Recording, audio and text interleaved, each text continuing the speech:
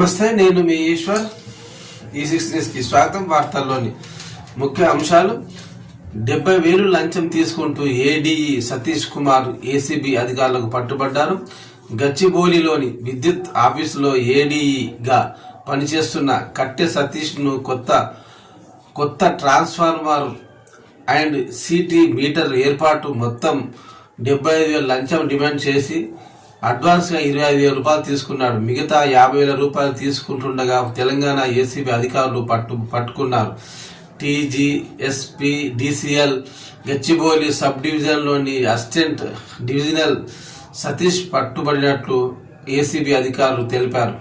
కాగా ఈ వ్యక్తికి సంబంధించిన నివాసంలో విస్తృతంగా తనిఖీలు నిర్వహించారు. అధికారులు తనిఖీల్లో భారీగా స్థిరాస్తి పత్రాలు, బంగారము, నగదు స్వాధీనం చేసుకున్నట్లు తెలుస్తోంది.